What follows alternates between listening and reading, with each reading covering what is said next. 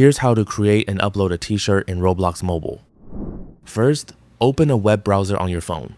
You can't upload a t-shirt through the Roblox app, so go to roblox.com, sign into your account, and tap Continue in Browser.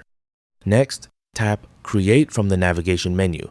Open the menu in the top left corner and select Creations. Then, open the left side menu again and choose Avatar Items. Set the category to Classics, then change the filter to Classic T-shirts. Scroll down to Upload Asset and tap Upload.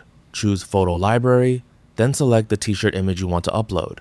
After selecting the image, scroll down and enter a name for your t-shirt, then add a description. Once everything is filled in, tap Upload.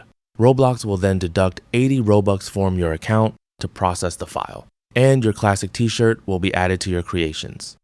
If the upload doesn't appear immediately, give it a few moments to process, then refresh the page and check your creations again. That's all for this video. Thanks.